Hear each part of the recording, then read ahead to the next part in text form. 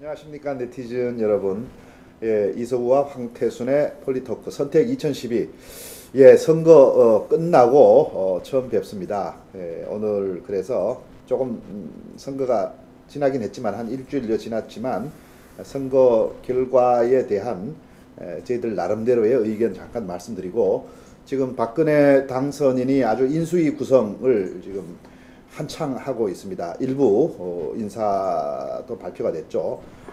그래서 일부 또 논란이 있습니다. 그 논란의 어떤 그 원인들, 즉 박근혜 당선인의 어떤 인사 스타일, 용인 스타일, 사람 쓰는 스타일에 대해서 한번 들여다볼까 하고요. 그리고 이제 인수위원회가 앞으로 어떤 과제를 가지고 있는지, 이런 점들, 또 박근혜 정부도 역시 많은 도전과 위기를 맞을 가능성이 있습니다. 어떤 도전을 받을 가능성이 있고, 또 어떤 대목에서 위기 상황에 처할 수도 있을지, 이런 부분들. 자, 그리고 야권은 현재로서는 아주 멘붕 상태라 그러죠. 멘탈이 붕괴된 상태다라고 그럽니다. 야권이 이 자체 수습을 과연 해낼 것인가, 그 방향은 맞을 것인가, 특히 안철수 변수는 어떻게 작용할 것인가, 뭐 이런 부분들 오늘 한번 이야기를 나눠보겠습니다. 예, 이 황태순 위원 나와 계시는데 뭐 한 말씀 하시죠. 뭐 어떠십니까? 뭐 한 2주 동안에 막 큰 변화가 일어났습니다. 우리나라에 전체적으로 뭐 어떤 느낌들을 받고 계십니까? 찰스 크리스마스. 찰스는 지금 아니 그 찰스 철수 말고 철수 말고 찰스. 원래 메리 크리스마스 하잖아요. 예, 예. 크리스마스 지났으니까 뭐 예. 혼자 만들어 본 얘기예요. 찰스 크리스마스. 예, 예, 예. 사실은 지난 19일 목요일 날 19일 대선 그 다음 날 20일이죠. 예. 20일이 12월 20일 폴리토크 하루 건너뛰었습니다. 건너뛰었습니다. 왜 뛰었는지 좀 아시죠? 뭐 직접 설명을 좀 해주시죠. 예, 바로 그날이 제 생일이었습니다. 제 생일이라 그 전날. 네티즌 여러분들이 좀 많이 뭐 성원을 해주셨으면 그럼에도 불구하고 했을 텐데 뭐가 좀 섭섭했나요? 사실 그 개표 방송하고 그다음에 개표 방송 그 개표 방송 거의 저 그 다음 날 그 20일 오전 5시까지 했어요. 5시까지. 새벽 5시 하고 나오니까 저는 2시까지 했는데 조금 힘들긴 했어요. 예, 저도. 예. 제가 조금 우리 저 국장님보다 나이가 어린 관계로 한 3시간 더 했습니다. 그래서 새벽 5시에 마치고 저 르메이르 빌딩에 있는 그 저 청진옥이라고 해장국 가는데 예. 정말 그 옛말에 이런 거 있죠. 밥이 입으로 들어가는지 코로 들어가는지 모르겠다. 정신이 한 13시간 방송하고 나니까 진짜 밥이 입으로 들어가는지 코로 들어가는지 몰랐어요. 그리고 13시간 방송하다 보니까 미안하게도 점심 저녁을 다 건너뛰었고. 다 건너뛰었고. 보면 그 방송사 측에서 준비해준 샌드위치 그 하나씩 먹고 한 13시간 하고 나니까 하늘이 노란. 13시간이 뭡니까? 그 전날 12시부터 했으니까 12시간. 17시간이군요. 17시간인데 17시간 중에 물론 중간에 이동하는 시간 한 2개 빼고 나니까 그 한 14시간을 했어요. 14시간을. 뭐 도저히 뭐 할 수가 없어서 건너뛰어서 죄송하고요. 그래서 다만 오늘 보면 조금 한 일주일 지났습니다만 그래도 이번 18대 대통령 선거에 어떤 뭐 한 1년의 길다면 길고 짧다면 짧은 그 대장정가가 한 2, 3분간에 압축적으로 정리해 보면서 앞으로도 이제 그 셰익스피어의 유명한 얘기가 있습니다. What's past is prelude. 발음이 괜찮은지 모르겠습니다. What's past is prelude. 이게 뭐냐면 지나간 모든 것은 서막에 불과하다. 그러니까 지나간 모든 것은 우리가 사실 그 선거 와중에 갈등과 대립, 증오와 저주 난무하지 않았습니까? 그래 난무하더라도 어쨌든 뭐 51.6%로 또 박근혜 후보가 당선인이 되었고, 안타깝고 아쉽게도 48%의 1469만 표를 얻은 문재인 후보 석패했습니다만은 어쨌든 야당이 지금 아까 말씀하신 대로 좀 일종의 멘붕 상태에 빠져 있는 건 사실이지만 역대 대통령 선거에서 두 번째로 많이 받은 표입니다. 1469만 표가. 이명박 대통령이 받은 1200만 표보다 무려 200만 표가 많아요. 그렇다면 그러한 1469만 표, 그 유권자들의 뜻, 그 사람들의 염원이 어디에 있는가 둘을 헤아려 가면서 어쨌든 정치라는 것은 여당 혼자 할 수 있는 거 아닙니다. 대통령 혼자 할 수 있는 거 아닙니다.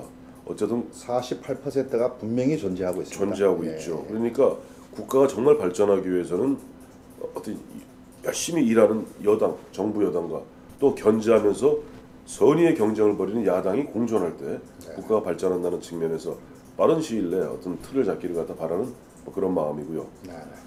저는 이번 대선은 사실은 안철수로 시작해서 안철수로 끝났다고 봅니다. 네. 지난해 이제 9월, 10월이죠. 10월 26일 서울시장 보궐선거에서 박원순 후보가 당선됨으로써 그야말로 안철수 바람은 증폭되고 우리 사회 새로운 아이콘으로 등장합니다. 네. 안철수 현상, 안철수 바람의 요체가 뭡니까? 다른 거 아닙니다. 낡고 시들고 병든 60년 동안 우리 사회를 지배해왔던 이제는 올드한, 이제는 효용이 많이 떨어진 그런 국가 운영 체제, 국가 운영 시스템이 이제 세월이 바뀌어서 국가가 더 이상 국민들 개개인을 갖다 제대로 보호해주지 못하고 있고 또 국민들 개개인이 이제는 엄청 성숙해서 스스로의 어떤 자율적으로 행동할 수 있음에도 불구하고 그것을 국가가 일정 부분 통제하고 관리하고 또 간섭하려는 데 대한 일종의 저항과 반항이 아니었는가 네. 좀 그렇게 봅니다. 네. 그래서 안철수 현상 일어나면서 결국은 당시 여당이었던 한나라당도 무너지면서 새누리당으로 바뀌었고 또 민주당도 결국은 친노 세력이라는 이른바 혁신과 통합 네. 거기에다 외부에 있는 시민사회단체를 다 문호를 개방하면서 현재 민주통합당으로 변했습니다. 이번 4.11 총선을 거치면서 끊임없이 안철수 현상과 안철수 바람으로 대변되는 어떤 변하고 기득권을 내려놓으라는 시대적 국민적 요구에 나름대로 여야가 앞다투어서 기득권을 내려놓는 모습을 갖추었죠. 네. 그래서 뭐 다 해프닝으로 끝난 듯 하지만은 어쨌든 집권당인 새누리당에서는 우리 일 안 했으니까 월급 안 받겠다, 세비 안 받겠다 하고 국회의원들이 먼저 세비를 갖다 한 달, 5월달, 6월달이죠. 네. 6월달 세비를 안 받는 어쨌든 나름대로 그런 성의를 갖다가 표시했고 또 야당이었던 민주통합당도 그에 걸맞게 보면 여러 가지 기득권 있는 부분을 내려놓으면서 어떤 환골탈태 변신하려는 노력들을 기울였던 건 사실입니다. 네. 하지만은 결국 안철수 현상이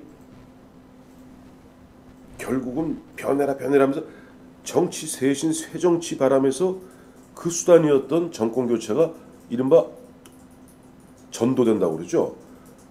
목표였던 새정치가 수단인 정권 교체하고 앞뒤가 바뀌게 됩니다. 네. 그러면서 안철수 바람이 일정 부분 에너지를 갖다가 잃게 되면서 결국은 기존에 안철수는 결국 어떻게 보면 그냥 찻잔 속의 태풍 마냥 소멸되어 가면서 기존의 어떤 선거 막판에는 기존의 그 옛날 구태의연한 모습들 네거티브가 난무하고 중상모략이 난무하는 가운데 정책은 실종되고 비전은 뚜렷하지 않은 가운데 결국 인물 뽑고 인물 보고 뽑는 선거로 뭐 다시 또 되돌아가고만 네. 그런 측면이 있지만은 아까 말씀드린 대로 지나간 모든 것은 서막에 불과하기 때문에 네. 결국 이제는 박근혜 당선인도 마찬가지고 지금 패한 민주통합당도 안철수가 아니라 안철수 현상, 안철수 바람으로 대변되었던 지난 1년여 동안의 국민들의 여망과 바람과 변화에 대한 뜨거운 에너지가 어디에 있었고 그것을 갖다가 향후 담아내지 못한다면 또다시 큰 태풍을 맞을 수 있다는 부분을 갖다가 좀 의식하고 인식하면서 국정 운영을 해주기를 바라는 마음 간절합니다. 네. 뭐 제가 이렇게 얘기하니까 무슨 저 네. 추기경님 같죠? 네. 이 연사 뭐 호소합니다 내지는 뭐 당부합니다. 예. 그런 느낌도 들긴 합니다만 어쨌든 저는 그렇게 하여튼 이번 대선 전체적으로 정리를 해주셨습니다. 국장님 어떻게 정리하세요? 예, 지금 이제 안철수로 시작해서 안철수로 끝났다고 말씀하셨습니다. 예, 그 부분 동의를 합니다. 안철수가 아니라 이제 안철수 현상으로 나타난 것이죠. 이 국민들의 이 정치에 대한 생각들 또 국가 지도자, 정치 지도자에 대한 여망이 이 안철수 현상으로 표현됐는데 안타깝게도 그 안철수 현상을 담을 수 있는 용기, 직접적인 용기는 안철수였고 좀 넓게 말하면 현 야권에서 현 야권이 그럴 정도의 용기가 됐느냐? 용기가 안 됐다. 그러다 보니까 그릇이 안 됐다. 그릇이 안 됐다. 아직은 안 됐다. 그래서 여망은 넘치지만 그렇다고 안철수나 또 현 야권이 그 정도의 담을 수 있는 아직 그릇은 안 된다. 그러니까 마침 또 이쪽 박근혜 후보는 그 연망을 상당히 담겠다고도 하고 그래도 어느 정도 여러 가지 그동안의 쭉 과거 역사를 보면 어느 정도 능력은 갖추고 있는 것 같고 뭐 또 안정감이 그래도 상대적으로는 있어 보이니까 일단 좀 하시오라는 뭐 이제 그런 그래서 좀 아쉽지만 안철수 현상을 100% 실현은 못했지만 그게 현 여당의 여러 가지 자극과 영향을 줌으로써 간접적으로는 일단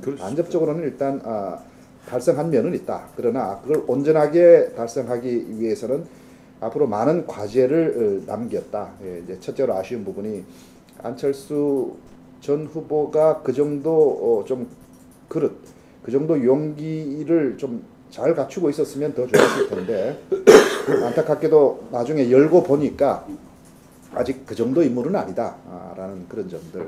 그렇다고 지금 뭐 현 민주통합당이 그 정도 능력이 되느냐 그것도 아니다. 이제 그런 점에서 앞으로 민주당이 많은 그 어떤 쇄신과 여러 가지 정말 완전히 새롭게 바꾸는 그리고 바꾸면서 새로운 어떤 그 이 시대의 물결을 담을 수 있는 많은 인물들, 인재들, 능력 있는 사람들 이런 사람들을 많이 영입하면서 새롭게 변신해 나가야지 되지 않을까 이런 생각을 하면서 바로 그래서 지금 앞에 말한 그래도 지금은 당장은 박근혜 후보일 수밖에 없다라는 결정을 내린 가장 주축 세력이 50대 아닙니까? 그죠? 50대죠. 이번에 50대가 투표율이 89.9%. 네, 물론 그거는 이제 중앙선관위 최종 결과는 나와봐야 되겠지만 방송 3사 출구 조사에서 나온 건데 거의 얼추 맞는 것 같아요. 딴 거하고도 비교해 보니까 말이죠. 10명 중에 9명. 그러니까 해외 출장 갔거나 유례가 없는 투표율이죠. 아니, 없어요. 세대를 통틀어서 모든 선거를 통틀어서 사실은 보면은 90%라는 게 좀 죄송스러운 표현입니다만 딱 한 번 있었어요. 있었나요? 1948년 우리나라 5월 10일 날 그때 첫 총선이 있었거든요. 첫 총선. 그때 그 투표율이 98%입니다. 98%. 왜냐니까 우리는 투표를 해본 적이 없잖아요. 네, 그전에는. 네. 조선시대 때 투표를 해봤겠습니까? 일본 35년 일제 치하에서 해봤겠습니까? 근데 거의 저 북쪽의 투표율하고 같네요. 그러니까 자발적이었지만 자발적이었어요. 그때는 미 군정산하였거든요. 미 군정산하에서 그 투표가 중요합니다. 하니까 뭐 이 동네 있는 아저씨, 뭐 아주머니, 할아버지, 할머니 할 것 없이 하여튼 뭐 내가 손으로 대통령이 왕인 줄 알았거든요. 네, 그때는 왕을 뽑는다는데 이런 게 있어. 거기다가 먼저 총선을 먼저 했어요. 네. 5월 10일 날 총선을 하다 보니까 그래 총선 때 제 기억에 한 180명인가 국회의원을 200명 가까이 뽑았거든요. 뽑을 때 대부분 그 동네 유지들입니다. 나온 사람들이 후보들이니까 어이 나 찍어야 돼. 그러니까 너나 할 거 없어서 98% 거의 옛날 김일성 투표하고 비슷했어요. 그러니까요. 그때 한 번 있고 이번에 50대가 90%의 투표율을 보인 것은 나름대로 지금까지 우리가 보면 우리 이제 선거 전문가들, 여론 조사 전문가들이 40대가 캐스팅 보트를 주고 있다라고 얘기했습니다. 일반적으로는 그랬죠. 근데 알고 봤더니 그게 아니었던 거예요. 요즘 0.8의 원칙 아시죠? 모르는데요. 그게 우리 한 세대를 30년, 원 제너레이션을 30년으로 잡지 않습니까? 30년 전에 50대는 아니죠. 지금의 50대는 한 세대 이전인 30년 전에 세대하고 맞추려면 곱하기 0.8을 해야 된다. 그러니까 50이면은 30년 전에 40이었다는 얘기다. 그게 0.8이군요. 0.8의 원칙. 제가 하나 그냥 덧붙이면 조금 다른 이야기인데 의학자들은 그렇게 이야기 안 해요. 지금 생물학적 그 나이, 건강 나이로 볼 때는 20년 차이라고 그래요. 그렇죠. 20년 전보다도. 그렇죠. 그러니까 20년 전에 40대는 오늘날의 60대의 건강도. 그렇죠. 요즘도 20년 차이라고 그래요. 요즘 60대가 60살 먹은 환갑이지만 예전으로 보면 한 세대 전에는 40대 건강 그런 정도다. 평균 수명도 그 정도 남아 있고. 그런데 이제 또 뭐 0.8은 뭐 꼭 그런 건강도만이 아니라 이제 포괄적으로 해서 그러니까 사회적 기능이라든가 역할이라든가 실제 평균 수명, 예상 수명이라든가 대체로 그럴 것 같네요. 그런데요. 0.8. 예전에 우리 저 선배님 우리 어렸을 때 보면 동네 할아버지 할머니들 환갑 잔치 했잖아요. 60으로 환갑 잔치 했는데 그때 오래 살았던 환갑 잔치 한 거예요. 그리고 70이면 고레이라고 그랬잖아요. 고희. 근데 요즘 70이요. 0.8 곱하면 7, 8이 56. 한 세대 전에 한 50대 중반. 중반에 역할과 사회적인 포지션과 건강 모든 게 그렇다는 거예요. 네, 그래서 예. 이번에 하던 그 캐스팅 보트를 갖다가 결국 보면 이른바 우리 저 국장님이나 저 같은 베이비 부모들 50대 예. 베이비 부모죠. 베이비 부모 50 지금 1954년생 5년생부터죠. 원래 55년부터 63년까지입니다. 예. 55년생부터 63년. 제가 5, 6년이고 58년이니까 58년 베이비 개띠입니다. 부모의 우리 시초입니다. 저희들이. 예. 그리고 58년 개들이 제일 많죠. 58이 제일 많죠. 나이로만 볼 때는. 나이로만 볼 때 58이 제일 많습니다. 예. 그 왜냐하면 53년 한국 전쟁이 끝나고 이제 조금 수습들 하시고 가정에서 그러다가 이제 어느 정도 자리 잡히니까 열심히 애들 만든 거예요. 애들 만드는 가장 많이 만든 시기가 57년인 것 같습니다. 그래서 58년 때 가장 그 장정수가 많습니다. 예. 그래서 제 바로 밑에 동생이 58년생인데 네. 그래서 58 개띠라는 게 저희들 이 세대에서는 58 개띠라는 게 상당히 많이 회자되는 그런 연령대입니다. 그렇죠. 예, 그런 베이비 부모의 대표적인 분이 바로 이 황태순 선생입니다. 예. 그래서 50대가 대거 하면서 이른바 우리 정치 약간 좀 뭐랄까 보수화됐죠. 네. 그러다 보니까 저는 한 가지 우려스러운 게 50대가 주축이 되어서 투표를 많이 하고 또 50대의 힘으로서 박근혜 후보가 당선인이 되었습니다. 네.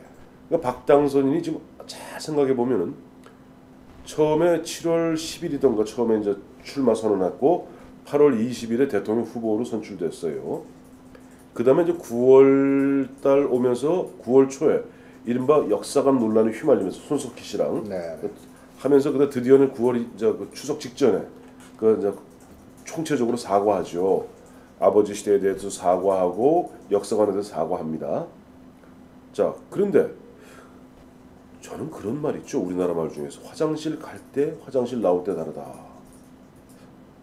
저는 50대가 앞장서서 박근혜 후보를 갖다가 대통령 만드는 데 일조한 건 사실이지만 그렇다고 그래갖고 이번 인수위 첫 인사에 보여준 분들이 이 조윤선 대변인 빼놓고 다 50대입니다.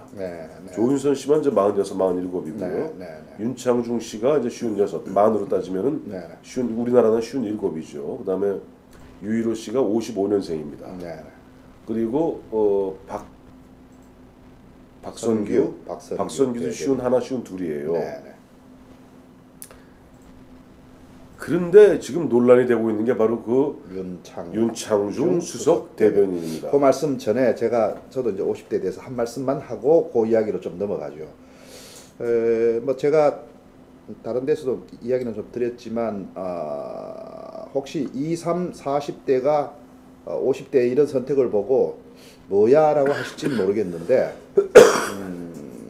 50대 입장에서 이렇게 저희들 50대를 생각을 해보니까 이런 것 같습니다. 이 50대라고 하면 지금 우리가 박정희 대통령 시대 때부터 우리 나라의 산업화가 시작이 됐습니다. 세계 최빈국에서 선진국 문턱에까지 오르는 그 중요한 기반을 다 닦았습니다. 그때 그걸 경험을 했는데 그것만 경험한 게 아니고 그때 뭐 삼선 계엄도 있었고 해서 여러 가지 민주화 투쟁이 일어나니까 거기에 대한 또 정부로서는 강경 대응 왜 뭐 이 나라를 운영하려다 보면 또 뭐 이런저런 것들을 다 고려해서는 할 수 없다. 그래서 뭐 데모하고 이런 것들은 조금 뒤로 가 있으라 뭐 이제 이런 조치들을 많이 했죠. 그런데 50대가 그런 데모도 했습니다. 대학에 다니면서 데모 많이 데모한 했습니다. 정도가 아니었죠. 솔직히 말해서 긴급조치 구호 시대 우리 형님도 긴급조치 세대 아닙니까? 그렇죠. 그러니까 대부분 우리나라가 산업화 72년이 유신이지 않습니까? 72년 이른바 73학번들이 52년생입니다. 그러니까 박근혜 후보가 71학번이군요. 그러니까 54년생, 54년생이 73학번이에요. 그때부터가 보면 참 대학이 엄혹했고 74년에 긴급조치 구호가 발동되면서 우리 선배님 5학번이거든요. 75학번 첫 해에는 공부를 거의 한 게 없습니다. 뭐 데모로 그 해는 다 치샜습니다. 그리고 솔직히 그 정도로 전 대학생들이 다 데모를 하고 했는데 이 한마디만 386 선수들이 보면 자기들만 데모한 줄 아는데 말이에요. 그때 데모는요. 우선 학생들 명수도 많고 그래서 최루턴 맞고 두어 대 막 강제 징집되면 그만이죠. 긴급조치 시대에는 사형 선고 받았습니다. 이철, 유인태 이런 분들 다 사형 선고 받고 그리고 실제로 형장에 있으러 간 그런 서울대생들 많습니다. 맞습니다. 그러니까 정말 그런 가운데 데모하면서도 근데 문제는 그렇게 데모하고 잘하고 또 전두환 시대 때 취직하고 노태우 시대 때 김영삼 시대 때 조금 먹고 애 낳고 살만하는데 우리 IMF 때 날벼락 맞은 거 아니에요? 맞았죠. 날벼락 맞고 딱 우리 그 IMF 터진 게 제가 만 40이고 만 42. 그러니까 회사로 얘기하면 한 차장급 막 과장 차장. 그때 다 날벼락 맞고 쫓겨났어요. 그때 저는 엄청난 공포가 왔습니다. IMF 올 때 그 전까지는 정말 우리나라가 막 그냥 뭐 새벽종이 울렸네, 새아침이 밝았네. 정말 나라 전체가 그런 기운이 가득했습니다. 한 1, 20년 동안을 정말 그렇게 오다가 IMF 딱 맞는데 그런 공포감을 어떻게 표현할 수가 없습니다. 이제 그런 것도 다 겪고 했는데 그러니까 제 말씀은 저희들이 산업화의 전 과정을 실제 겪었고 현장에서 그 한 사람으로 겪었고 또 민주화 데모 엄청난 데모도 했고 다 겪어봤는데 이번 상황을 보면서 그래도 안정 속에 발전을 해 나가야 되겠다. 이 지금 상황은 여러 가지 엄중한 상황이다. 경제 위기도 있고 아까 말한 안철수 여망 50대도 똑같은 여망을 가지고 있는데 그러나 아직은 조금 그릇이 아니다. 조금 더 커야 되겠다. 뭐 이런 종합적인 판단 하에서 안 되겠다. 가서 이번에는 어쨌든 박근혜 정부로 갈 수밖에 없다라는 판단을 50대가 내렸습니다. 그러니까 뭐 무슨 새정치 여망을 거부하고 이런 차원은 아니고요. 아니죠. 전체적인 종합적으로 볼 때는 어떻게 100% 완벽한 건 없습니다. 종합적으로 볼 땐 그래도 이쪽이 조금은 안정적으로 발전을 하든 개혁을 하든 조금 낫겠다라는 판단을 한 것으로 저희들은 해석을 하는데 뭐 대체로 저는 동의합니다. 큰 결론으로는 그렇죠. 사실은 그래요. 우리 이 국장님이나 저나 이제 나이가 58년, 56년생이다 보면요. 우리 자식들이 바로 20대입니다. 자식들이 바로 20세대고 조금 빠른 경우는 30까지도 갑니다. 30까지도 가는데 대체로 20대죠. 그리고 대학생 또 막 지금 직장 잡으려고 하는 그런 정도. 직장 못 잡는 자식들을 지켜보고 있는 부모의 심정입니다. 그 다음에 위로는 노부모를 모시고 있는 경우도 많습니다. 마지막 세대고요. 우리가. 마지막 세대 그러니까 양쪽을 다 아우르고 있는 세대가 지금 50대고 50대죠. 이 사회에 어떻게 보면은 가장 중심에 서 있습니다. 이 중심에 서면서 이 사회가 어떻게 가야 되냐를 매일 고민하고 있는 세대가 50대라고 보시면 되겠습니다. 그리고 50대들은 일단 보면은 직장도 대부분 이제 마무리되고 했기 때문에 이전 나의 어떤 입신양명이라든가 나의 미래보다는 자식들의 미래에 대해서 더 많은 신경을 쓰게 마련입니다. 그래서 우리 자식들이 그래도 우리는 정신없이 30년 살아왔지만은 우리 자식들은 좀 더 그래도 좀 우리보다는 조금 나은 거기다 특히 요즘 저희가 대학 졸업했을 때는요 대학 졸업이 곧 직장 취업이었습니다. 뭐 여러 군데 골라서 갔습니다. 골라서 갔어요. 골라서 뭐 갔습니다. 여기 지금 들으면 굉장히 불쾌하신 아니 그래서 참 안타깝고 대단히 죄송하다는 말씀을 지금 드리고 싶어요. 저희들 대학생들 젊은이들한테 그때는 그랬거든요.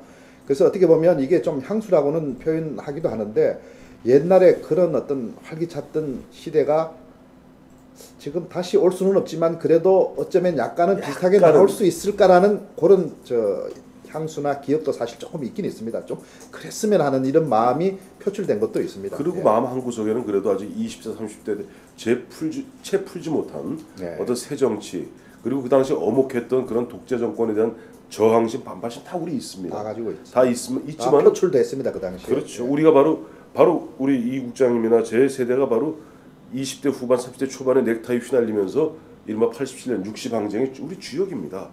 그때 저희들도 가슴이 아주 뭉클했습니다. 그럼요. 경적도 울리고 막 그랬습니다. 그다음에 시청 나가서 우리도 태극기 휘두르고 다 했어요. 직장 다니면서. 그런데 문제는 우리 자식들이 그래도 좀 더 편안하게. 저는 아들만 둘인데 28, 25인데 좀 보면 좀 편하게 좀 살 수 있는 그런 거라면은 좀 이 선택이 낫지 않겠느냐. 즉 점진적 변화를 갖다 선택한 거니까 요즘 보니까 젊은 20대, 30대 젊은이들 많이 마음 상해서 이른바 65세 노인들에게는 투표권을 뺏자. 그다음에 이제는 자리 비켜주지 말자. 근데 여러분 자리 비켜주세요. 제가 지하철 타고 다녀 보니까 그래도 70대 넘은 노인들한테 자리 비켜주는 건 4050이지 2030들 자리 비켜주는 꼴을 못 봤습니다. 비켜주지 않으면서 말이지 생색내지 마시고 그리고 경로 우대증을 어쩌고 저쩌고 하자. 그러니까 또 보니까 6070에서는 대학생 반값 등록금 공약을 폐지하자 그러는데 여러분 대학생 여러분 중에 솔직하게 양심에 손 얹고 생각해 보세요. 당신들 중에서 당신들이 정말 100% 벌어서 등록금 내는 사람 몇 명 있어요? 다 우리가 냅니다. 아버지가 내고 부모가 냈지. 2030 세대 여러분들한테 저희들 이제 꼰대들 뭐야라는 생각도 있으실 텐데 아까 말씀드린 대로 꼰대 맞아요. 네, 저희들 나름대로 종합적으로 판단한 것이다. 제가 이제 이 자리에 있으니까 제가 꼭 그런 선택했다라기보다는 저희들이 50대의 어떤 마음을 아니까 대변해서 말씀을 드리는데 꼰대라고 하셔도 되긴 되는데 다만 그런 마음이었다는 거는 좀 참고로 해주십사 이런 말씀을 드리고 이게 무슨 세대 간의 적대적인 게 아니고 정말 50대는 나라에서 직장에서도 그렇고 특히 가정에서는 중심이고 가정을 어쨌든 끌어나가야 되는 막중한 책임을 안고 있는 세대거든요. 그 세대가 여러 가지 종합적인 고려를 해서 한 선택이니까 그건 그거대로 조금 이해를 해달라 이제 이런 말씀을 좀 드리고 싶고 자 저기 예 꼰대 아저씨 왜요? 저기 이제 그건 그렇고 예. 박근혜 당선인이 첫 인사했는데 논란이 아직도 계속되고 있죠. 그 중심에 지금 윤창중이 있습니다. 물론 윤창중 인사가 박근혜 당선인 첫 인사의 전부는 아니지만 4분의 1이지만 비중으로 볼 때는 4분의 1이 넘는 비중을 안고 있습니다. 그래서 과연 윤창중 수석 부대변인 하면 이 종북 문제를 아주 원색적으로 표현하면서 이 자유 대한민국 그리고 반 대한민국 그리고 아주 원색적인 표현으로 어떻게 보면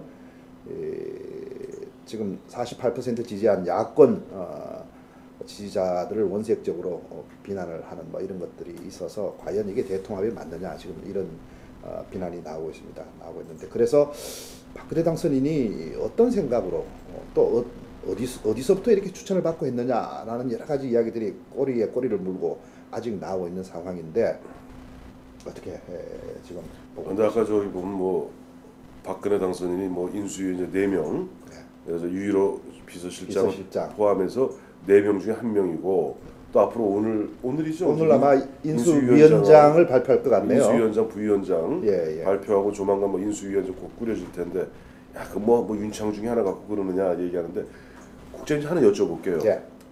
저 찌개 드실 때 그 찌개가 짠지 싱거운지 다 먹어봐야 합니까? 첫 술. 바로 그겁니다. 첫 술에 한 숟갈 딱 떠먹으면 이게 어떻다 알 수 있습니다. 윤창중 수석 대변인에 대한 인사는 내용에 있어서도 그 인선 과정에 있어서도 모두가 지금 의문투성이고 문제투성입니다. 네. 아까도 말씀하셨지만 윤창중 대변인 보수가 아닙니다. 정확히 해야죠. 보수는 우리 이 국장님이나 저 같은 사람을 흔히 보수라 그러지.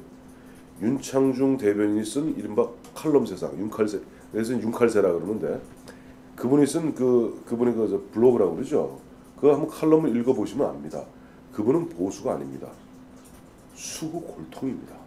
수골이죠. 우리도 흔히 얘기해서 우리가 민주진보 할 때 민주진보 세력에도 이른바 온건한 민주진보 인사가 있고요. 보면 이정희 같은 이른바 종북 주사가 있고요. 김용민이 같이 막가파 꼴통이 있습니다. 극단주의자, 원리주의자라고 그러죠. 네네. 극단 원리주의자입니다. 그리고 그 극단 원리주의자인 김용민 씨나 윤창중 씨 공통점이 있습니다. 어설픈 논리하고 욕만 합니다. 칼럼을 한번 읽어보세요. 처음부터 끝까지 욕입니다. 보면은 아까 말씀하셨지만은 문재인은 반대한민국이다. 문재인을 지지하는 자는 국가 전복 세력이다. 국가 전복 세력이면 어떻게 처단해야지 그거 어떻게 대화가 되겠어요? 거기다가 선거 막판에 문재인을 지지 선언한 정운찬 또 김덕영 정치적 창녀다. 그렇게 따지면 이쪽엔 한광옥 하나 가면 뭡니까? 정치적 창남입니까? 그런 분을 갖다가 대통령 당선인의 입으로 선정했다는데 도대체 어떤 사람이 선정했는지 또 과연 박근혜 당선인은 비록 자기 인수위 자기 비서실장이라고는 하지만은 어떤 시스템을 통해서 어떤 검증 과정을 통해서 그 사람들을 검증하고 그 사람을 선택했는지 의문투성이에요. 네. 아니 박근혜 당선인 후보 시절에 심지어는 뭐 책임 총리제 구현하겠다, 권력을 배분하겠다 기억하실 겁니다. 헌법에 보장되어 있는 국무총리의 인사제청권, 다음에 각부 장관의 산하기관장에 대한 임명 자유권을 갖다가 부여하겠다 얘기했어요. 그런데 후보 시절에 그렇게 얘기했던 분이, 물론 이분들이 헌법에 뭐 인수위원장은 어떻게 해라, 헌법에 인수위 대변인 어떻게 해라, 헌법에 쓰여 있는 거 아닙니다. 문제는 인사의 대원칙 정신을 얘기하는 겁니다. 만약에 그런 식으로 보면은 독재하고 독점하고 하지 않겠다는, 독선적으로 인사를 운영하지 않겠다는 그런 정신하에서 국무총리의 어떤 국무위원에 대한 임명 제청권이라든가 각부 장관의 산하기관장에 대한 임명권을 갖다 보장해주겠다고 이야기를 했다면은 최소한 시스템에 의해서 이번에 윤창중, 유일호, 박선규, 조윤선이 이 네 사람을 선정할 때도 누구랑 상의한 흔적이 있어야 됩니다. 지금 물론 대통령이 취임하고 나면은 주변에 청와대에 보면 비서실장부터 수석 비서관들이 있고 또 국무회의가 있으니까 여러 보좌를 받는 가운데 하겠죠. 지금은 그게 없는 경우는 그래도 박근혜 당선인은 자기 혼자 무슨 슈퍼스타 K 나와서 대통령이 된 거 아닙니다. 새누리당 후보로서 된 거라면은 새누리당의 당원입니다. 그리고 새누리당 특히 선대위에 아직 뭐 해산되긴 했습니다만은 바로 박근혜를 갖다가 밀어서 대통령으로 만들어준 선대위 위원장들이 있어요. 정몽준 공동위원장, 김성주 공동위원장, 황우여 공동위원장, 당 대표이기도 하죠. 김성주, 김용준 이런 분들이 있고, 또 박근혜 당선인이 그렇게 삼고초려해서 데려왔던 한광욱 국민대통합 수석 부위원장, 또 국민행복위원회 김종인 위원장, 또 안대희 정치쇄신위원장, 거기다 이번에 사실 이 대선을 갖다 총괄했던 참모총장 격이었던 야전 사령관 격이었던 김무성 총괄본부장이 있습니다. 그러면 최소한 그런 분들하고는 논의를 해야 됩니다. 논의를 하는 과정에서 이야기하다 보면 아이고 윤창중이 그 사람 뭐 사람은 뭐 보수의 목소리를 대변하는 것 같지만은 실제는 보수의 목소리를 대변하는 것이 아니라, 건전한 보수의 목소리를 대변하는 것이 아니라 극우적인 극단주의적 보수들을 갖다가 대표할 뿐이다 라는 얘기 나왔다면 아마 선정하지 않았을 거예요. 그러니까 지금 오늘 도하신문을 보시면 아시겠지만은 심지어는 막판에 저 문재인을 갖다 지지했던 김영삼 전 대통령의 차남인 김현철 여의도연구소 전 부소장 같은 경우는 이번에 윤창중이를 갖다가 천거한 것이 박근혜 당선인의 남동 실제인 박지만 회장이 아니냐. 물론 아이고 잘못했습니다 하고 몇 시간 만에 지우긴 했습니다만은 그런 식의 다른 거하고 좀 혼돈을 했다 뭐 그런 이야기죠. 해서 일단 발을 뺐습니다만은 문제는 그런 괴담이 나돌 정도의 이 인선 과정과 검증 과정이 너무나 불투명하고 어떻게 보면은 너무나 비밀에 갇혀 있다. 과연 비밀주의 이른바 밀실에서 비서들 몇 명 데리고 그렇게 인사하는 것이 옳은 것이냐. 과정상의 문제. 아까 그것은 윤창중 그 수석 대변인 당선 그 사람의 자질 문제. 이런 것들을 봤을 때 진짜 첫 번째 떠먹어 봤던 이 국맛은 짜고 씁니다. 네. 그 파장이 상당히 큽니다. 그리고 국민 대통합에 맞는 인사냐라는 그 질문에 답변하기가 참 난감한 그런 인사이면은 틀림없습니다. 이제 다만 박근혜 당선인 입장에서 한번 생각해 보면 왜 이렇게 했을까라고 한번 그렇게 해석을 한번 해본다면 뭐 이런 면은 있을 수는 있을 것 같습니다. 박근혜 당선인이 항상 그런 이야기를 했죠. 100% 국민, 모든 국민이 함께 가는 대통합의 나라를 만들겠다라고 했으니까 이 종북 문제를 아주 강하게 지적하는 그런 분들도 이게 우리가 같이 중요하게 안고 가겠다라는 어떤 그런 생각을 가지고 이 부분에 대해서 그 종북주의의 문제를 강하게 성토하는 어떤 극우 인사들이죠.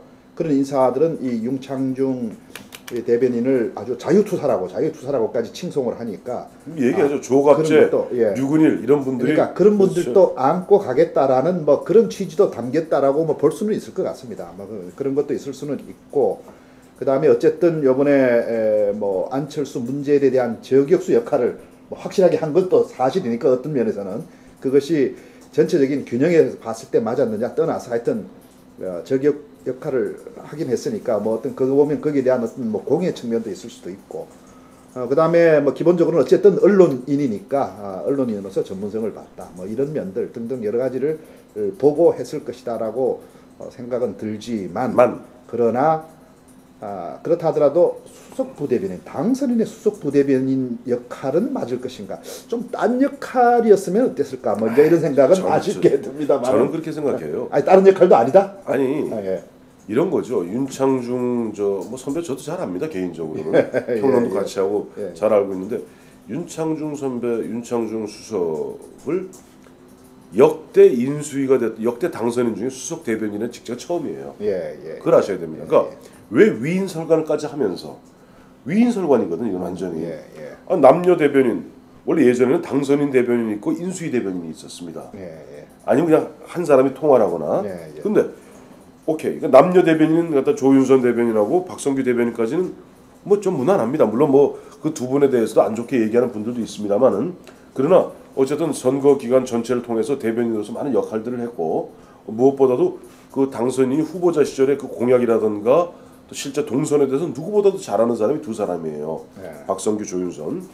그건 좋습니다만은 윤창중 수석 같은 경우는 전에 뜬금없고 아까 말씀하시기는 그래도 박근혜 당선인 내부에서 뭐 종북 세력에 대해서 맞서서 싸웠던 극우적인 뭐 예를 들자면은 뭐 조갑재, 다음에 저 류근일 이런 분들 이게 좀 뭐 그다음에 김성우 이런 분들은 이번에 절대 저 윤창중 그 처리하면 안 된다는 입장이거든요. 그렇죠. 이번에 밀리면 뭐 끝없이 밀린다 그러는데 정말 난 그분들의 생각이 옳은가 하는 부분도 그렇고 그렇기 때문에 뭐 어느 정도 저격수의 공도 인정해주고 그런 어떤 극우파도 좀 품어안겠다는 식으로 우리가 굳이 박근혜 당선인에게 우리가 내재적 접근을 할 필요가 있겠는가. 왜냐니까 박근혜 후보가 당선인이 후보였을 땐 저는 굉장히 그분에 대해서 관대했습니다. 하지만은 지금 그분은 향후 5년 동안 대한민국호라는 거대한 5천만이 타고 있는 이 배를 끌고 가는 선장입니다. 선장의 판단착오라든가 선장의 감성적인 판단으로서 배가 산으로 갈 수도 있고 배가 큰 빙산으로 달려갈 수도 있습니다. 때문에 저는 지금부터는 그 어느 때보다도 엄격하게 박근혜 당선인과 향후 취임할 박근혜 대통령에 대해서는 저는 엄격할 겁니다. 왜?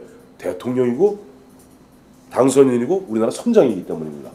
보통 사람들은 대통령, 선장, 당선인 되면은 그 권력에 주눅들고 권력 앞에서 말할 거리합니다. 최근에 제가 이것저것 방송 다니면서 새누리당 선대위에서 핵심적 역할을 했던 분들하고 여러 번 함께 출연했는데요. 분장실에서 한 얘기와 나와서 한 얘기가 다릅니다. 분장실 대기실에서 보면 같이 혀를 차고 끌탕을 하고 윤창중 같은 사람 때문에 큰일이라고 세상 걱정을 혼자 다 해놓고 딱 뒷얘기 지금 하는 겁니다. 이런 얘기들이 진짜입니다. 화면만 딱 나오면 아유 저는 몰라요. 정말 몰라요. 아유 뭐 알아서 하셨겠죠. 그게 바로 대통령을 갖다가 망치는 길입니다. 역대 대통령이 다 그랬습니다. 역대 대통령들이 제가 옛날 국회에서 근무할 때도요. 제가 모셨던 분이 당대 2인자쯤 됐던 분인데 기자들이 저한테 와서 하나같이 얘기합니다. 큰일이다. 바꿔야 된다. 막상 그래서 옳은 소리 좀 하라고 자리 만들어주죠. 그때부터는 용비어천가를 부릅니다. 그러면서 그러다 보니까 점점점 보수도 용비어천가에 중독이 돼버려요. 용비어천가를 안 불러주면 괘씸한 놈이 됩니다. 왜 딴 사람은 다 용비어천가 부르는데 왜 너는 왜 드라이하게 이야기하지? 이核심을 아니 이 배신의 기미가 있어? 이렇게 보기 시작합니다. 그러면 이게 이른바 에스컬레이트 되는 거예요. 용비어천가 점점 하다가 나중에는 진짜 해동육룡이 나라샤 일마다 천복이시니 용비어천가에 그걸 달하게 됩니다. 마찬가지입니다. 지금도 박근혜 당선인이 이제는 감히 현역 이명박 대통령보다 수십 수백 배 파워를 갖고 있습니다. 왜? 인사권을 갖고 있거든요. 수많은 사람들이 모여서 혹시 한 자리 얻어 걸리지 않을까 하는 그런 어떤 기대심에 앞에서 다 중무신중하고 뒤에서 바로 대기실에서 그렇게 악을 썼던 사람들이 딱 나가면은 이미 카메라 아마 그 렌즈에 아마 박근혜 당선인이 째려보고 있는 모습이 보이는 모양이죠. 아무 소리 못합니다. 예. 그래서 예. 저는 이 문제도 그래요. 또 아까 그 종북 얘기하셨는데 이정이 지금 뭐 문재인을 갖고 반대한민국 세력이라고 얘기하는 것은 그건 어느 도도 아니고요. 그건 4,800만을 다 진짜 국가 전복 세력으로 보는 거예요. 저는 이정희가 보면은 이번에 그 보여줬던 이정희의 당돌한 이정희 후보의 당돌한 보면 공격 보면 뭐 당신 떨어뜨리려 나왔습니다 말 자르고 이런 모습들 거기다가 뭐 북한에 대해서는 관대하기 짝이 없는 그런 모습들에 대해서는 전 경계합니다. 하지만은 이정희가 근본적으로 제기한 문제 재벌을 해체하면서까지라도 이른바 국민들에게 다시 행복을 돌려줘야 된다는 문제의식 자체는 저는 크게 그렇지 않다고 생각합니다. 박근혜 당선인이 곧 2월 25일 정확히 2달 후면 취임하는데요. 대통령으로 취임한 연후에도 이정희나 안철수가 제기했던 문제의식은 갖고 있어야 됩니다. 그걸 안 갖고 있고 국민들이 다 잘 살고 있겠지 생각하면 나라 망칩니다. 그리고 저는 결론적으로 윤창중 문제는 어떻게 풀 것인가 이렇게 봐요. 지금 윤창중 씨는 죽어도 사퇴할 기미가 안 보입니다. 네. 야당에서 계속 공격하죠. 3일 동안. 박근혜 당선인의 첫 인사였던 이걸 박근혜 당선인이 번복하기는 상당히 보면 정치적으로 부담스럽습니다. 네. 사실 방법은요. 새누리당에 있는 핵심 이른바 고위 당직자들이 있어요. 고위 인사들. 누가 봐도 사심 없이 건의할 수 있는 예를 들면 전 정몽준 의원을 치고 싶은데요. 7선 의원이고 이제 그분 뭐 대통령 도전도 한번 했던 사람이고 뭐 또 하겠습니까? 국회의장이나 한번 하면 되지. 그분 황우여 대표 이런 분들이 나서서 윤창중 씨를 갖다가 설득해야 됩니다. 자진 사퇴하도록. 야, 윤 기자. 뭐 그때 기자 때 만났으니까 윤 기자. 자네가 이렇게 버틴다고 계속 당선인에게 부담만 줄 뿐이다. 버틴다고 물론 갈 수는 있다 2달 동안. 그렇다고 이런 부담을 갖고 당선인이 너를 갖다 청와대 데리고 갈 수 있을 것 같으냐? 안 된다. 그리고 네가 과연 이런 식으로 야당하고 대변이라는 것이 국민과의 소통, 야당과의 소통, 정무적 기능까지 해야 되는데 야당과 대화가 되겠느냐?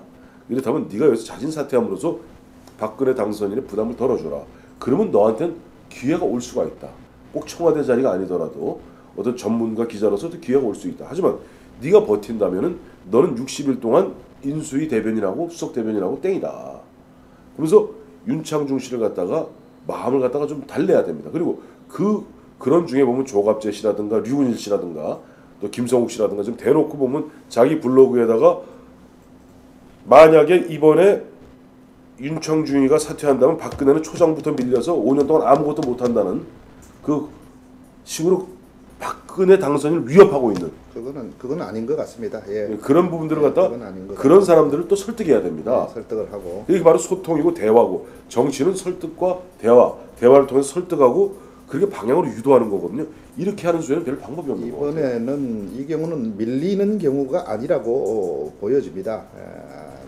왜냐하면 무슨 어떤 그 가치를 선택할 때 또는 어떤 뭐 나의 주관을 선택하는 이런 부분이라면 그거는 양보할 수 없는 것이고 이러지만 이거는 어떤 국민 대통합의 차원에서 볼 때 많은 절반 이상의 국민들이 볼 때 깨웃하는 것이면 그거는 바로 잡는 것이지 밀리는 것이 아니죠. 그렇죠. 예, 그러니까 그건 그런 차원에서 볼 수 있겠고 다만 현실적으로 그렇다고 이 임명을 철회할 수가 있겠느냐, 처리하는 게 꼭 바람직하냐, 뭐 이런 면으로도 생각할 수가 있습니다. 그렇다 보면 지금 어쨌든 윤창중 대변인이 지금 국민 앞에 아직 나서지 않고 있습니다. 아마 그 지금 임명 논란의 여파 때문인 것 같은데 직접 나서기보다는 안에서 어떤 그 안에서 하는 역할, 직접 언론에 나서거나 국민 앞에 나서는 역할보다는 안에서 하는 역할들로 이렇게 그런 역할을 주면서 그냥 인수위까지 가는 뭐 그런 방법도 생각할 수는 있겠죠. 어떻게 보면 지금 그렇게 가려는 것 아닌가 이런 느낌도 듭니다.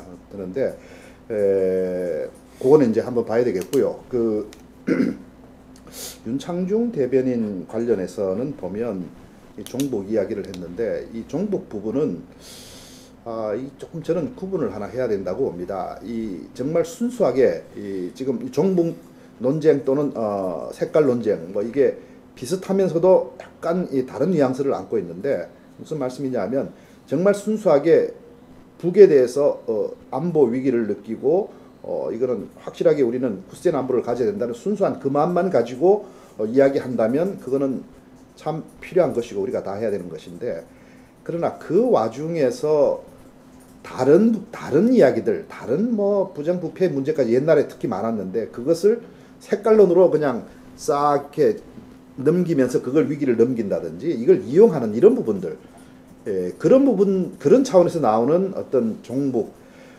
논쟁이라든지 색깔 논쟁은 곤란한 이야기다. 그래서 그런 것 좀 구분해서 봐야 되겠다는 이야기고 그리고 이제 야권에 지적하고 싶은 것은 이번에 선거할 때도 뭐 과거사 부분 뭐 여러 가지 이야기들을 했지만 너무 이념적인 부분들을 또 과잉하게 해석하고 그것을 제시하는 이런 부분들 뭐 그거는 종북 논쟁에서도 너무 지나치게 하다 보면 바로 거기에서 국민들이 그건 좀 아닌 것 같다라는 생각을 가지게 된다. 이런 부분들 하나 좀 있어 보이고요. 그 다음에 이 보면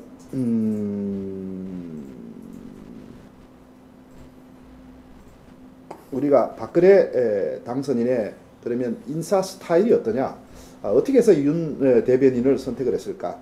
아무래도 이 종북 부분을 크게 우려하는 분들의 추천을 받은 것 아닌가라는 생각을 하게 되는데 과연 그러면 그것이 검증이 잘 되지 않았지 않느냐 이런 얘기들 그래서 나옵니다. 제가 보니까 박근혜 당선인 인사는 일단 공식 라인으로서도 여러 가지 이 인사 청구 자료가 올라오는데 그것만 가지고 하는 게 아니고 당선인이 개인적으로도 검증을 갖게 나름대로 이 평소에 좀 자문 그룹이랄까 이런 분들을 가지고서 이 개별적으로 검증을 하는 그런 것 같습니다. 그래서 그것이 어떻게 보면 더 정확할 수도 있고 더 새로운 인물을 발굴해낼 수도 있는데 지금 같은 경우는 약간 이제 문제점으로 나타난 것이죠. 그래서 과연 그럼 어느 것이 좋으냐? 그러니까 단순하게 비밀 인사라고만 이렇게 이야기하기는 너무 그것을 좁게 본 것 같다. 박근혜 인사를 저는 박근혜 인사는 오히려 더 굉장히 포괄적이고 깊이가 있다라고 저는 보는데 다만 이 부분 이번에 윤 대변인 인사 같은 경우는 어떤 그 종북 문제를 크게 우려하는 분으로부터 강력한 청구를 받은 것 아닌가 그걸 좀 뿌리치기도 어려웠던 것 아닌가라는 뭐 그런 생각도 들긴 합니다. 그래서 과연 이 인사 스타일이 문제가 있는 것인가, 이 비밀주의의 문제가 더 많은 것인가, 물론 그건 하나 있죠. 공개를 끝까지 하지 않고 딱 꺼내놓는데 이제 그 부분으로 좀 더 좁혀갈 수는 있습니다. 조금 미리 예상 후보들을 미리 좀 거론을 해서 언론에서 이렇게 여러 가지 관련된 보도를 나오고 그래서 자연스럽게 여론 수렴하는 게 좋지 않느냐라는 그런 얘기들인데 그게 이제 또 하나 단점은 그렇게 나오면 서로 간의 경쟁자들 간의 세력들 간의 이해관계가 작용하면서 음해를 한다든지 여러 가지 해서 써도 충분할 사람을 어떤 그런 과정에서 다치게 만들고 하는 뭐 이런 것들이 있기 때문에 있죠. 그렇기 때문에 이제 이 보완을 한다 이런 것인데 양자가 조화가 가능할 것인가? 다 서로 간에 일리가 있거든요. 양자 조화가 가능할 것인가? 여기서 우선 그 말씀드리기 전에 대변인이 뭔가. 네. 지금 보면 대변인이 뭔가를 보면 지금 보면 24일 날 저녁 됐어요. 25, 26, 27, 3일이 지났어요. 근데 오늘 아침 신문 보셨는지 모르겠지만 보면 재밌는 기사가 나왔더라고요. 대변인 박선규 대변인, 조윤선 대변인 두 분 다가 지금 뭐 하나 팩트 하나를 갖다가 수정하는데 4시간이 걸린다는 거예요. 4시간이 걸렸답니다. 뭘 뭐 확인하는데 비서실장 통해서 당선인한테 보고해서 다시 지침을 받아서 내는 4시간 걸렸다는 거예요. 예. 그 다음에 조윤선 대변인 같은 경우도 심지어는 당선인의 구체적인 생각이 뭐고 방향이 뭔지 전혀 대답을 못하고 있어요. 그래서 수행하는 정도가 답니다. 뭐냐니까 비경을 열어서 김대중 당선인 같은 경우는요. 원래 대변인 그래야 돼요. 당선인이 그 당시 진짜 일산에 자택이 있었잖아요. 아침 식사를 갖다가 박지원 대변인이랑 같이 합니다. 실장 내정자하고 같이 합니다. 그래서 대변인이면 그 정도로 이미 아침 식사부터 당선인하고 함께하면서 그 전날 어떤 언론의 흐름이 여론의 흐름이 어땠고 오늘 그렇기 때문에 어떤 식으로 지금 언론에게 어떤 메시지를 전달할 것인가 이것이 아침부터 정리가 돼야 돼요. 근데 지금같이 대변인이 있고 중간에 비서 통해서 뭐 연락 받아갖고 연락 받은 거 그저 뭐 읊조릴 정도라면 그 비서가 직접 하면 되지 대변인 도대체 뭐 합니까? 그래서 그 부분은 빨리 수정되었으면 하는 것이고 아까 말씀하셨던 그 박근혜 당선인의 인사 스타일 물론 아직 지금 현재까지 확실하게 뭐 지금 드러난 건 그 네 가지밖에 없으니까 네 사람밖에 과연 그런 식으로 보면 딱 보안을 유지하는 가운데 보안을 유지해서 이른바 여러 사람들 뭐 이제 대상자 중에 몇 사람은 안 다치게 하는 것이 옳으냐 아니면 저 보면은 좀 하도록 하는 게 이명박 노무현 이게 이명박 스타일 이명박 노무현 같이 미리 언론에 좀 흘려서 한 5명 정도 흘리면은 언론에서 청와대 고위 관계자 말을 빌어서 이러이러한 사람이 운영 얘기되고 있다 그러면 그게 한 2, 3일 걸려요. 2, 3일 동안 언론에서 난리가 납니다. 그렇게 가서 그 중에서 그렇게 검증을 거치는 것이 옳으냐 하는데 두 가지 다 일장일단이 있기 때문에 어느 것이 좋다고 얘기할 수는 없는데 제가 지금 문제 삼는 거는 보안을 유지하는 가운데 인사 검증을 하던 아니면 슬쩍 언론에 흘려서 대중적 검증을 받던 그 검증의 문제가 아니라요. 과연 그 처음에 인사 천거를 받을 때 공식적 루트를 통해서 받느냐 아니면 일반 비선을 통해서 받느냐 이게 문제입니다. 비선을 통해서 받으면서 깜짝 인사를 했던 대표적 인사가 바로 김영삼 대통령입니다. 다 아시겠습니다만은 김영삼 대통령 당시 당선인 같은 경우는 인수위에는 겉돌았어요. 임팩트 코리아라고 그 당시에 동숭동 팀이라고 있었습니다. 임팩트 코리아 소장이 누구냐니까 바로 차남 김현철 씨입니다. 김현철 씨가 사실상 국정원장 될 사람 누구 될 사람 다 거기서 임팩트 코리아에서 했어요. 그래갖고 인수위원장이던 정원식 씨는 그건 나중에 국무총리 하십니다만은 이거는 좀 말로 나중에 아니죠. 그 당시 국무총리를 하셨죠. 꼬어더는 보리잡이였어요. 노태우 정권에서 정원식 씨는 그 당시 북한의 연영국이랑 같이 남북 기본 합의서 사인했던 국무총리였는데 이분이 인수위원장이었던 진짜 보면 얼굴 마담이었습니다. 그냥 실제 인수위는 그 비선의 가장 위험성은 책임을 지지 않는다는 겁니다. 지금 박근혜 당선인도 지금 어느 비선을 통해서 이런 예를 들어서 박성규나 조윤선은 당 사람이니까 괜찮아요. 또 유일호 씨도 당 사람이니까 그건 다 공식적 인물입니다. 윤창중 씨는 선대위에 관여한 적도 없고 새누리당에 관여한 적도 없습니다. 그런데 어느 비선을 통해서 그것이 천거됐는지 그 인물이 그런 일들이 만약 앞으로 계속 반복된다면 이거는 우리가 가장 경계하고 가장 두려워하면서 경계하면서 우리가 극복해야 될 인치, 법치, 모든 건 법치, 시스템에 의해서 제도에 의해서 돌아가야 됩니다.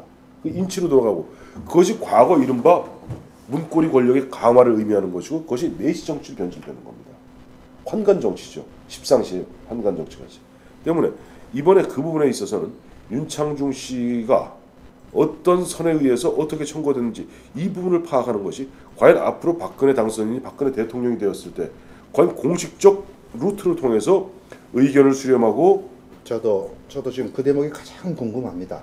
어떻게 해서 윤 대변인을 그렇죠. 결정을 했는지 예. 그 과정이 어떻게 됐는지 참 그 궁금합니다. 의견을 수렴하고 국민의 마음을 수렴해서 정책을 갖다가 펴나가는 것이 중요한 것이지 비선을 통해서 일하기 시작하면 다만 해석을 안 됩니다. 조금 이렇게 그 사정을 한번 나름대로 생각해 보자면 아까 말씀대로 뭐 저 옛날 정우식 총리는 바지 총리를 안 치고 하는데 어떻게 보면 실제 일할 수 있는 사람들이 눈에 보이는데 근데 그 사람들이 그 조직 안에서 일하려면 그 위치에 걸맞는 위치를 주기가 좀 곤란한 그럴 수도 있고 또 아니면 누구를 하려면 서로 간에 제 정치 세력 간에 치열한 어떤 그 견제가 있다 보니까 거기서 누구만 선택했을 경우에 또 나머지는 손을 놔버리는 뭐 등등등 여러 가지가 있을 수 있다 보면 그것을 어떻게 다른 쪽으로 커버하다 보면 뭐 비선 라인이나 개인적인 검증 뭐로 들어간다 이렇게 볼 수도 있긴 있을 텐데 그러나 어디까지나 그래도 조직은 조직에서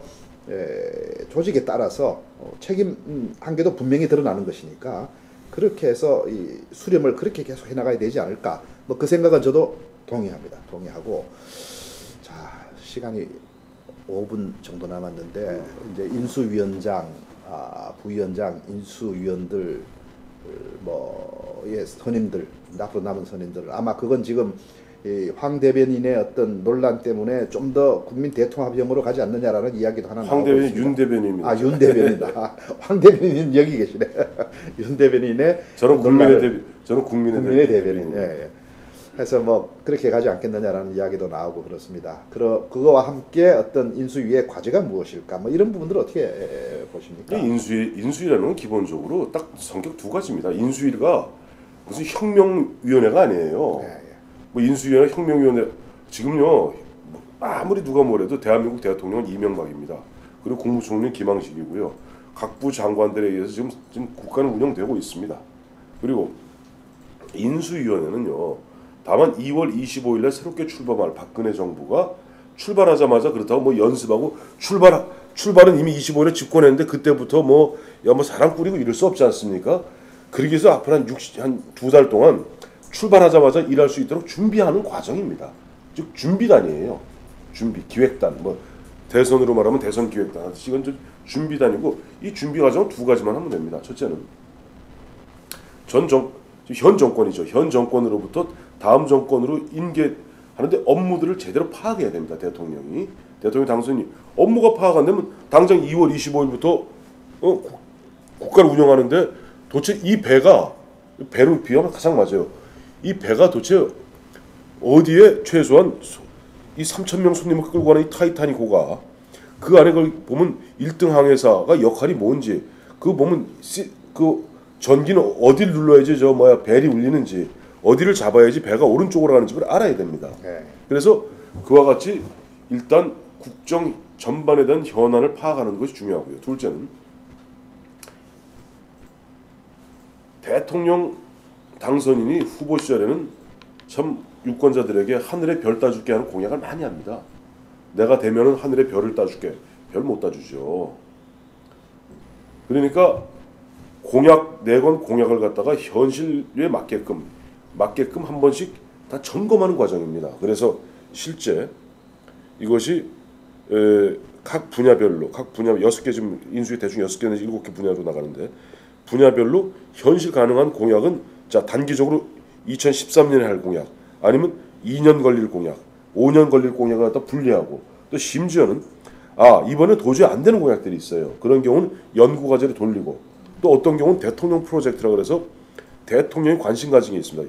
대표적인 대통령 프로젝트를 저는 꼽는 것이 노태우 후보의 북방정책입니다. 북방정책 가장 성공한 대통령 프로젝트예요. 대표적인 프로젝트죠. 그분은 후보 시절에도 반드시 북방정책을 갖다가 공약으로 내걸었고 대통령이 되자마자 그 당시 박철원 보좌관을 갖다가 기용해서 북방정책을 강하게 추진하죠. 그 결과로 어쨌든 간에 91년에 남북기본합의서 체결했죠. 그 다음에 91년에 남북 공동으로 유엔 가입했죠. 그 사이에 당시 러시아, 그때 소련이라고 그랬습니다만은 러시아, 중국, 폴란드, 헝가리 등 베트남인가 하나를 빼고는 전 세계에 있는 사회 주권을 다 수교했습니다. 그와 같은 북방 정책을 결실을 맺었죠.